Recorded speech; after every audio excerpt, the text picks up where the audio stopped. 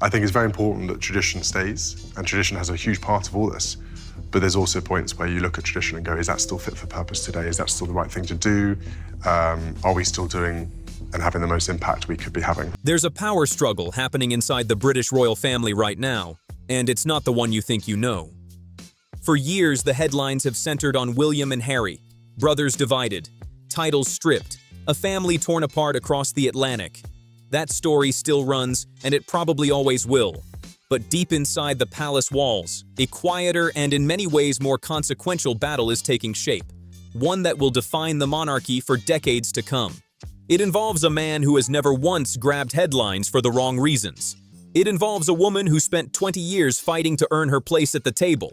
And it involves a grandmother, a queen, whose children and grandchildren are now quietly being moved further and further from the center of royal life. Prince William is not a man who makes speeches about change. He doesn't give defiant interviews or leak stories to sympathetic journalists. He doesn't announce his intentions. He acts, quietly, deliberately, and with the confidence of a man who knows the throne is already his. And the person who may be feeling the effects of those quiet decisions most acutely is not his estranged brother across the ocean. It's the woman sleeping in the bedroom across the palace from his father, Queen Camilla. What is really happening between the future king and his stepmother? Why was her family shut out of the royal Christmas in 2025 after being welcomed just the year before? What does it mean that William is building his own royal court, separate from Buckingham Palace, with a carefully chosen inner circle that does not include anyone bearing the Parker Bowles name? And what does Princess Anne, that formidable, silent, iron-willed woman who has seen it all, actually think about what she's watching unfold? Today, we're going to pull back the curtain on the real tensions reshaping the House of Windsor. This is a story about power, loyalty, legacy, and what happens when a future king decides exactly who deserves a seat at his table, and who does not. To understand what is happening, you first need to understand something that surprises most people outside the United Kingdom. Queen Camilla has a family. A real, living, growing family. Children, grandchildren, people who love her and whom she loves. And for much of the past 2 decades, they have existed in an unusual in-between world. Too close to the palace to be ordinary civilians, but too far from the bloodline to ever truly belong. When Camilla Shand married Andrew Parker Bowles back in 1973, she was a young woman in love, though not, as history would reveal, with the man standing beside her at the altar. That marriage produced 2 children. Tom Parker Bowles, now in his early 50s, who built a career as a food writer and restaurant critic, becoming one of Britain's most respected voices on gastronomy. And Laura Lopes, who found her world in the art sphere, building a quiet life away from the spotlight her mother now permanently inhabits.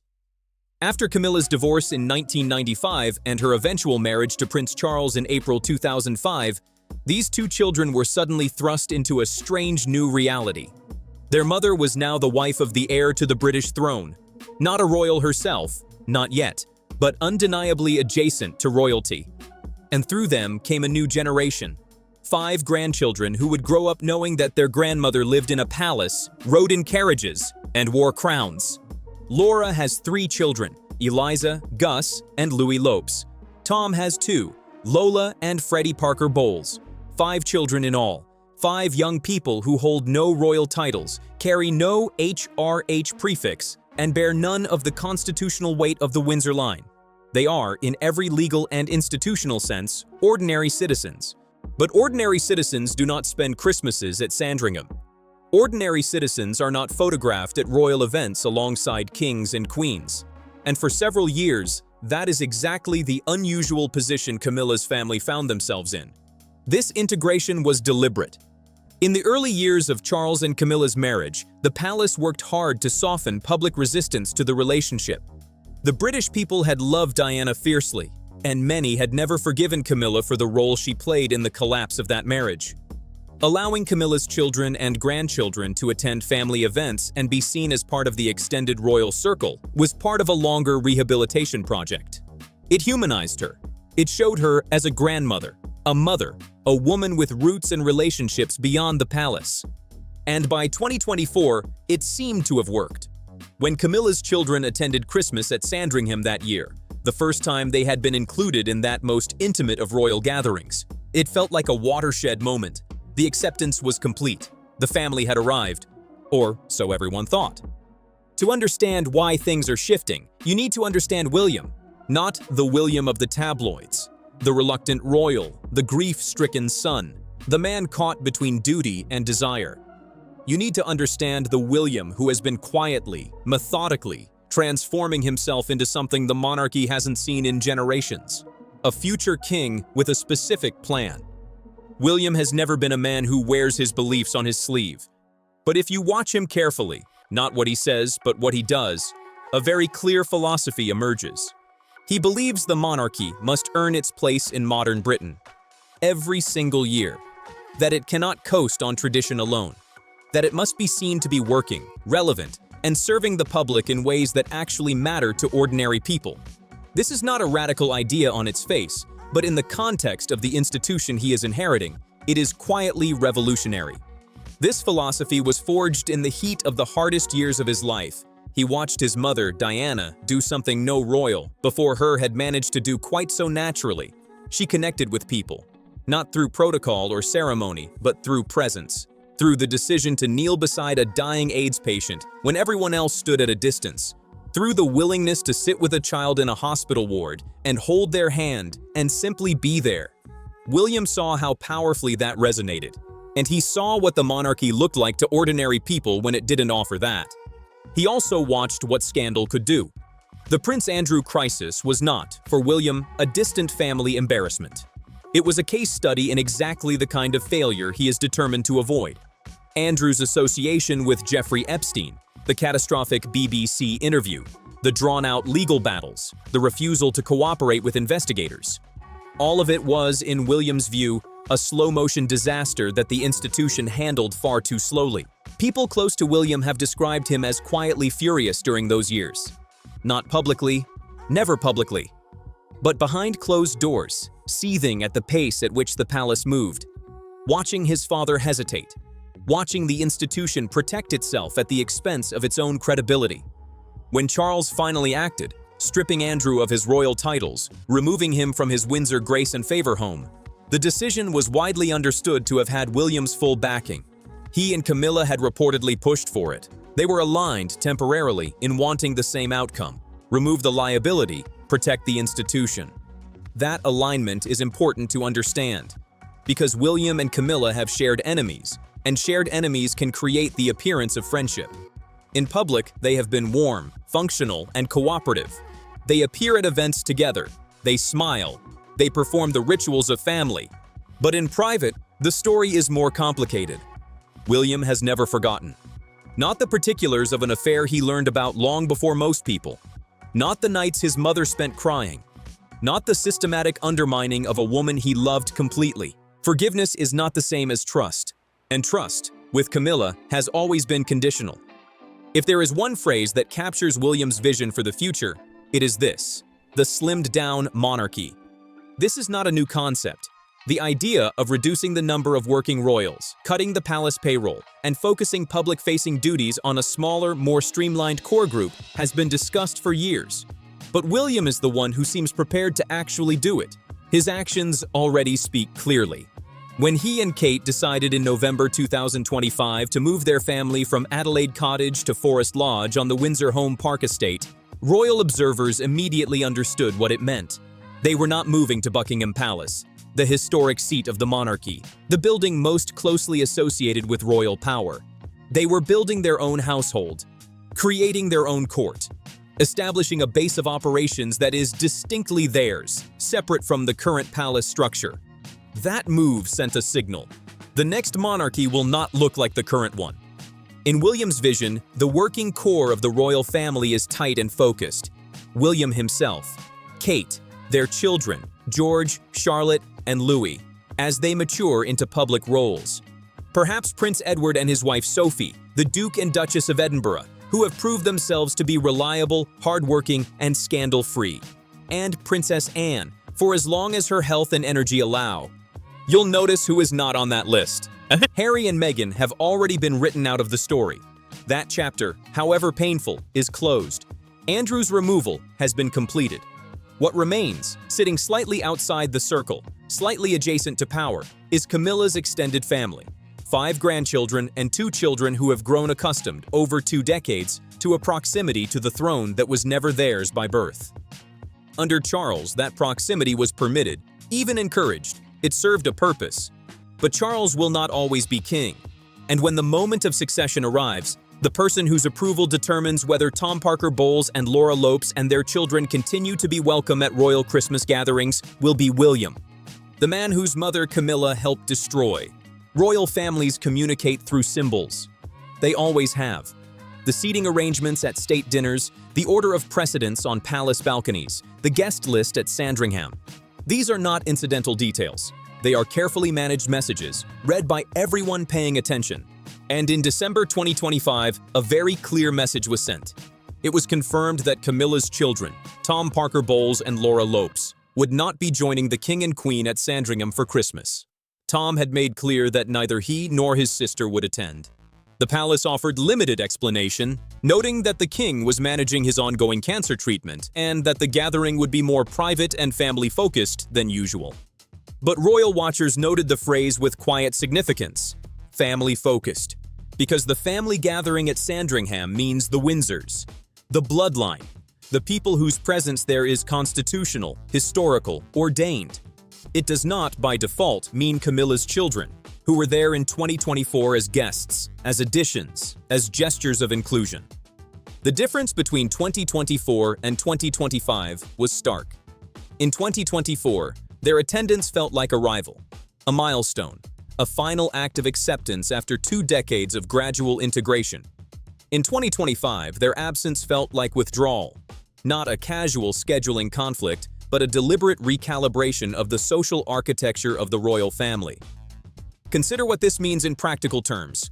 Gus Lopez, Camilla's teenage grandson, the young man whose very presence in Windsor circles had become something of a talking point, was not at that Christmas table, nor were his mother, his aunts, his cousins. The family that had gathered together in 2024, for what seemed like a turning point, was not gathered together in 2025. Whatever the official explanation, the message was clear to anyone fluent in the language of royal signals. Camilla's non-royal family is being eased back from the inner circle. The question is, who is doing the easing, and whether Camilla herself sees it coming. Queen Camilla has spent more than 2 decades navigating one of the most difficult positions in modern royal history. She arrived on the public stage as the villain, the other woman. The person blamed, perhaps unfairly in full but not unfairly in part, for the unraveling of a marriage that millions of people had invested in emotionally. She was photographed being jostled in the street. She was jeered. She endured years of headlines that never let her forget the circumstances of her rise. She survived it all, through patience, through restraint, through a quiet dignity that gradually won over even some of Diana's most fierce defenders. By the time of the coronation in 2023, the British public had largely, if not warmly, accepted her. But acceptance is not love, and love is not power. Camilla's position has always been built on one foundation: Charles. His affection for her, his determination to have her at his side, his willingness to push through whatever resistance the institution, the family, and the public offered. Without him, her presence in the palace is constitutionally secure. She is a queen consort, crowned, recognized. But politically and socially, she is vulnerable in ways that may not yet be fully visible. Because when Charles eventually passes, and at his age and with his health challenges, that is not a distant abstraction. The world changes for Camilla in ways that are difficult to overstate. She will become Queen Dowager. Technically still a queen. Afforded respect, a household budget, a formal position in the order of precedence. But the man on the throne will be William. And William's relationship with her is fundamentally different from his father's. In 2025, reports quietly surfaced suggesting that Camilla was already feeling the shift. Sources described her as uncomfortable with the amount of attention and palace resources being directed toward William and Kate and their family.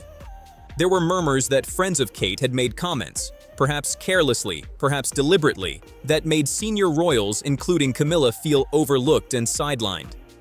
The palace was already beginning to reorient itself, not sharply, not dramatically, But the gravitational pull was changing. For decades, the center of royal gravity was Charles. But as Charles manages his health and steps back from some duties, and as William steps forward with increasing confidence and purpose, the center is moving. And Camilla is not at the center. There is something almost theatrical about the relationship between William and Camilla as it is presented to the world. They appear together at events. They smile at the same cameras. During the Andrew crisis, they presented a unified front, pushing together for a resolution that would protect the institution. When Charles has needed to rest, both have stepped up to represent the family publicly. The performance of family cohesion has been, on its surface, convincing. But shared goals do not create shared futures, and in the relationship between these two people, the surface has always been doing a great deal of work. William was a teenager when he understood what had happened to his parents' marriage. He was a young man in a painful, fractured household, watching his mother navigate the loneliness and humiliation of a relationship that the man she had married had never fully left behind. Diana's side of that story is the one the world knows. Her interviews, her memoirs, her heartbreaking admission that there were 3 people in the marriage. But William was inside that marriage, in a way. He lived with its consequences. He watched his mother's sadness and understood even as a child where it came from. That is not the kind of knowledge that fades. It does not disappear beneath the requirements of duty. It sits there, permanently, underneath every warm photograph and every polished public event. And now, as William's authority grows, as he takes on more engagements, more decision-making power within the palace, Camilla must know that the man growing in influence is the one who holds the weight of that history. The moment of real reckoning will come not during Charles's reign, but after it. That is when the questions become concrete. What household does Camilla maintain? What budget does she command? What access does she have to royal resources? All of those decisions will ultimately be made by William. He has given no indication he will be cruel. He is too shrewd for that, and too aware of the optics. But cruelty is not the only alternative to generosity. There is a quieter, more politically sophisticated option available to him: distance. And the gradual movement of Camilla's family away from the royal circle looks to those watching closely, rather like the early stages of exactly that. And then there is Anne. Princess Anne is, in many ways, the most fascinating figure in the current royal landscape precisely because she is the quietest one. She is 74 years old, and in 2025 she completed 478 official royal engagements, more than any other member of the family, more than William, more than anyone half her age. She rides horses with the ease of someone who grew up in the saddle, which she did. She operates according to a personal code that is almost Victorian in its rigidity. Duty above all. Discretion above almost everything. Dignity as a non-negotiable baseline. She does not give interviews about family tensions. She does not brief journalists. She does not signal her opinions through carefully placed sources or strategically leaked anecdotes. She turns up, she does her work, and she watches. Anne has known Camilla for a very long time. Long before the relationship with Charles became public, they moved in the same equestrian circles, both passionate about horses, both comfortable in a world of country estates and informal riding hats that existed well outside the formality of the palace. When Charles and Camilla finally married in April 2005, Anne was there. She attended. She provided the implicit endorsement of her presence. She has maintained a respectful, functional relationship with Camilla ever since. But respectful and functional is not the same as warm. And Anne's loyalties, when the chips fall, have never been to individuals. They have always been to the institution. Here is why that matters. Anne has seen everything. She was present during the worst years of the monarchy in the 1990s, the divorces, the scandals, the fire at Windsor Castle, Diana's death, and the catastrophic public response to the palace's initial silence. She has watched the monarchy nearly collapse and pull itself back from the edge. She understands, more viscerally than almost anyone alive, what the institution requires to survive. What it requires is exactly what William is building: a tighter circle, a smaller and more disciplined working group, the elimination of peripheral figures who create complexity without contributing to the core mission. A number of royal commentators, though none citing named sources, have suggested that Anne quietly supports William's direction. that she sees in her nephew the same values she has tried to embody throughout her own long service. Responsibility over personal comfort, the institution over individual preference, hard work over inherited privilege. If that assessment is correct, then Anne's silence during this current period of quiet recalibration is not neutrality. It is something closer to approval. In the royal world, silence is rarely empty. It is, more often than not, the most deliberate form of speech available. And Anne has spent more than half a century learning to say exactly what she means by saying nothing at all. Everything that is happening right now, the quiet movements, the guest list changes, the household reorganizations, the careful management of who appears on which balcony, should be understood as the early stages of something larger. William is building his monarchy before he has the throne. That is, in retrospect, exactly what you would expect from a man who has spent his entire adult life preparing for the role. You do not wait until you're king to start thinking like one. His move to Forest Lodge was not just a change of address. It was the establishment of an alternative power center, a Wales court, distinct from the Buckingham Palace apparatus, a household with its own staff, its own priorities, its own implicit hierarchy. When William becomes king, he will not be moving into a palace that feels foreign to him. He will be expanding a structure he has already built. His vision for the monarchy itself is becoming clearer by the year. The working core will be small, William and Kate at the center, with their 3 children growing gradually into public roles. George turns 13 in July 2026, and discussions about his education, Eton or Marlborough, are already quietly being reported on. Charlotte and Louis will follow, each developing their own public presence in time. Beyond the immediate family, there will be a small group of trusted supporting royals. Edward and Sophie, the Duke and Duchess of Edinburgh, have earned their place through years of steady, unglamorous, scandal-free work. They are exactly the kind of reliable institutional presences that William's streamlined monarchy needs. Anne will be there for as long as she is able. What will not be there, or at least not in the way it has been, is the extended circle of non-royal relatives whose presence at royal events has always been a courtesy rather than a right. The Middletons will continue to have access because Kate's family is woven into the future of the dynasty through her children. They are the grandparents and aunts and uncles of future kings and queens. Their presence is structurally embedded. The Parker Bowles family and the Lopes family have no such structural claim. They are connected to the monarchy through Camilla alone. And Camilla's position, while constitutionally secure for now, will become more complicated over time. Royal historian Robert Jobson has noted that William is already thinking about the future with unusual deliberateness. The palace is actively building his public profile, preparing the ground for his eventual reign. Part of that preparation, as Jobson and others have observed, involves decisions about who belongs in William's royal court and who does not. There is a moment in every long story where the tide turns. For Camilla, that moment may be approaching faster than anyone has publicly acknowledged. In late 2024, she contracted pneumonia. She recovered, but those who follow her public schedule carefully noted that she was slower to bounce back than might have been expected. At 78, she is managing a workload that would challenge someone 10 years younger, and the physical toll is beginning to show. Reduced engagements, carefully managed public appearances, a schedule built around conserving energy rather than maximizing output.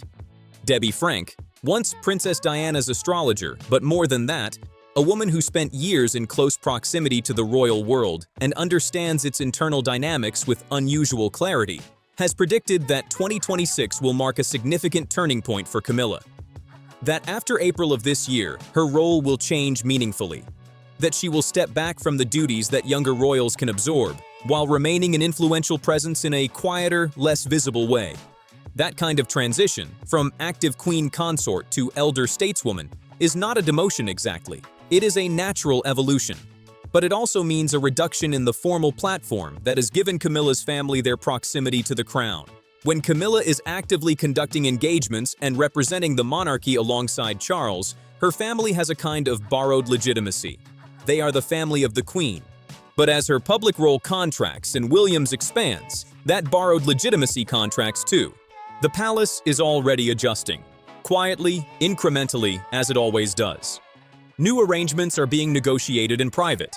Who handles which events, which patronages move from one royal to another, how the public-facing duties of the family are redistributed as the center of gravity shifts from Charles toward William. In all of those negotiations, Camilla's non-royal family is likely to find themselves with less leverage, less access, and less of the casual inclusion they have grown accustomed to over 2 decades. This is not dramatic. It will not produce headlines in the way that Harry's departure did, or Andrew's disgrace.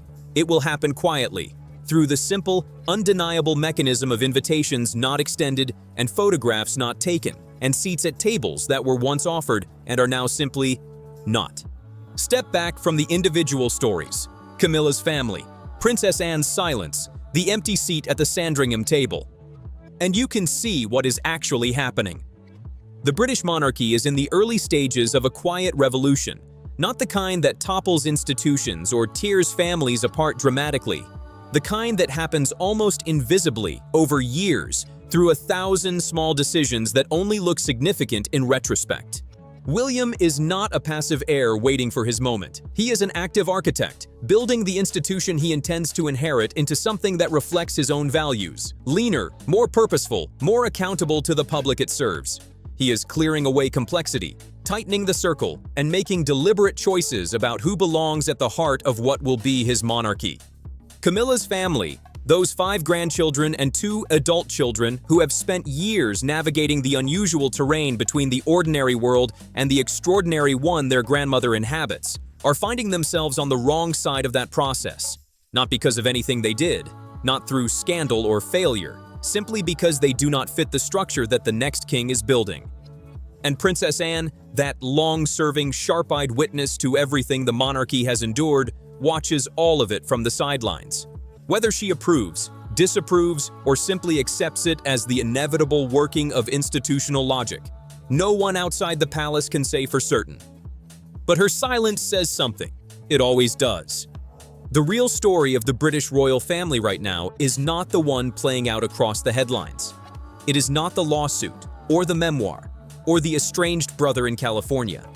It is the story of a future king who knows exactly what he wants his monarchy to look like, and who is quietly, methodically, already making it so.